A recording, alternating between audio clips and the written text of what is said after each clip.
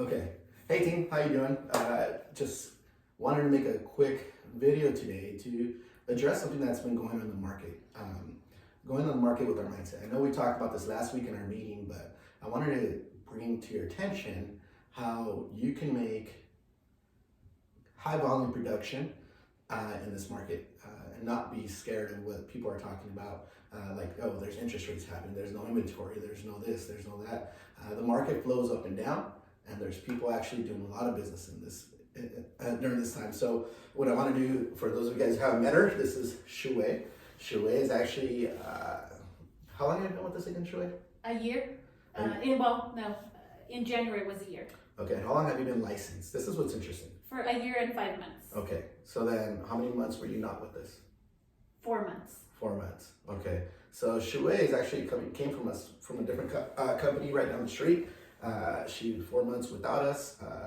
About 13 months with us, more or less. So then that means that she did a whole 12 months with us. So in 2021, how many units did you do? Only 2. How many? 2. Okay, and then now in 2022, how many do you have in escrow? I've got 4 in escrow. So you have 4 in escrow. Okay. So you see that there's a dramatic difference there, right? It's last year, coming brand new from a different company, with this 12 months, 2 units closed. Now, since probably, what do you think, mid-January, more or less? Yes, mid-January. She's been able to do 4 in escrow.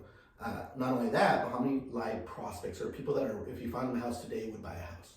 I've got 3 more that if I could find them a house today, they would be signing a purchase agreement. Right, and I've seen it, right, where I've seen these guys are writing offers, they're writing up aggressive offers, and that are looking to get accepted. So that's exactly what we're going to talk about. It's, what was the actual change that happened from coming to us, spending a year with us, and now in 2021, well actually 2021 doing 2, now having 4 in escrow as of mid-January 2022. So what do you think that actually changed?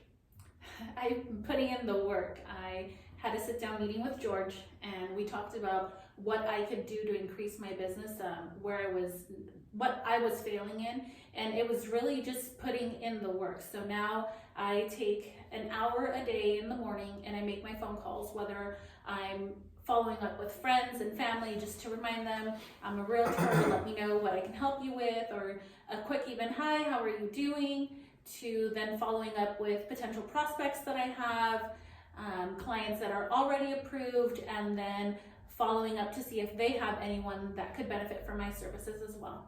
Yep, and that's what the exciting part, right, is I always talk to people and I say, hey, our business is very simple. We are not brain surgeons. We find a seller who wants to sell. We find a buyer who wants to buy, get in the middle, and then get out of the way, right? Our issue is that we're trying to skip the finding and just trying to get in the middle, but you can't get in the middle of anything if you don't have anybody to put there.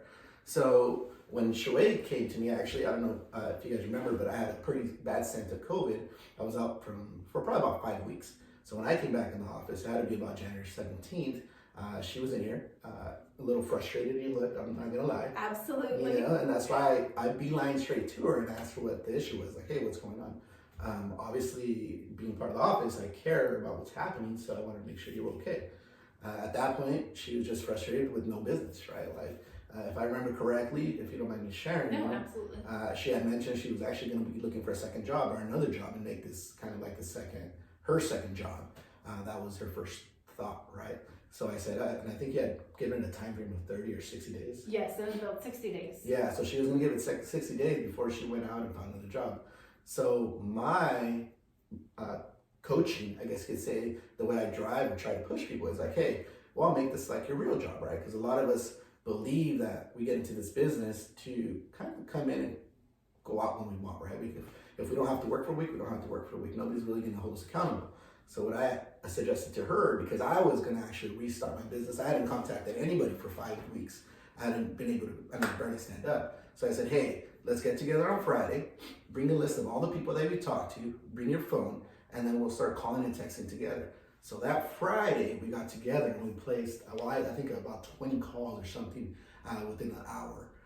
After that, Shueye committed to doing the same thing every day. So within 3 weeks, right, you had your first one. Yes. And then they just started trickling. And that's kind of the effect that that happens when you prospect, right? You get in there, you start making your calls, you start contacting people, you start texting people, you just start understanding that you're not going to close a deal without a person or talking to somebody, right? When you have that in your mind, then you take them and then you do the lead follow-up. And if you notice, the first thing she does when you call, right, is you call the people that are not in contract or leads yet. Correct. Yeah, so she's calling brand new people to get the leads. Then after, if you notice, she goes right into the people that are pre-qualified or the people that are motivated to do something. At that point, that's probably where she's getting most of her appointments. So if you look at it like a lead funnel, right, you got your funnel like this, you have all the new people up here, and then what we want to do is you want to trickle them down to a more narrow funnel, and now you have your leads. So at the very bottom, after you got your leads, you got your appointments. And then after your appointments, you'll get your contracts, and then you'll get your escrows, right? Essentially, you have to have this big funnel up here, and then it just leads to here. So if you think about it, if she's been calling for 2 months or 2.5 months, 1 hour a day, 4 escrows already in, 3 potential buyers or sellers, I mean, that's pretty good, I would say, for working 1 hour a day, 5 days a week. And then I also have another 4 getting ready to get pre-qualified. So we're already on the next row of people that I need to move down to pre-qualified. Yeah, and that's exactly right. So there you go. So she continues to fill that lead funnel from the top because she knows that it's going to narrow down at the bottom. From those 4, then she'll have 8. Now she has 8 pre-qualified, motivated buyers or sellers. Maybe she'll pick up an extra 2 more escrows during that time. So the goal is just to keep on building that. So your lead funnel goes from narrow here to narrow here to narrow here to narrow here, because now you're closing 45 deals a month. Is kind of ultimately, I think, would be 1 a week would be most people's goals. So in essence, the way, and I was reading or I'm going to paraphrase this 4th century book, right, by St. Augustine. It's actually called Confessions. And what he has this example of how to build into something being natural, right? Obviously, he's talking about something different, which is sin, so he's talking against it. But I took it when I thought of Shueye. I said, this is what happens. So then what happens is when you actually start prospecting, when you start making those calls, it feels unnatural at the very beginning, right? And it's resistant. So then what you do is you continue to do it. Just force yourself to do it. And then it becomes a habit, right? It becomes a habit, which means it's something you kind of have to do. And then after it becomes a habit, it hardens into compulsion. What that really is going to mean is that it's just something that's more knee-jerky. So you just wake up in the morning, you're thinking about, who am I going to call next? So that's where you want to get to, where it's less of a resistance and more of a natural beginning to your day, right? Kind of like waking up and, let's say, brushing your teeth. Or you wake up and you go to the restroom. I don't know the way the morning works, but I'm sure there's a natural process every day. So at that point, don't make it difficult on yourself. Do exactly, the results are here, right? Like Shueye did. Just set yourself a time, whether it's an hour, whether it's 2 hours, and then move forward. And then figure out, come talk to me and I can tell you who to contact, how to contact, and what to actually tell them. I could give you 2 more examples of this. Calvin, who's actually part of the office as well, he has in mind, where am I going to reach out? Who am I going to reach out to? Driving by a for sale by owner, decided to give him a call, didn't get a hold of him, sent him a text, didn't get a hold of him, followed up for I think 2 weeks, and now he's one of his listings in escrow. Also JJ, right? JJ's brand new with this. I think he just got licensed mid-January as well. If I remember, he got onboarded to the office January 18th. He already has 1 open escrow, and then he's been circle prospecting, which is basically there's a listing or a sold or a pending that goes in an area, and then he contacts the neighbors. Within, I think he started doing that, but within 2 days, he had a listing appointment. He got his first listing on Saturday, he got it signed, and it should be going live on Thursday.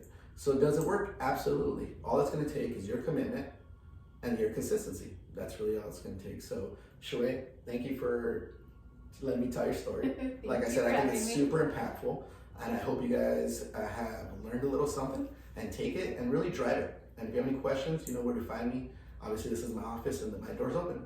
So thanks, guys.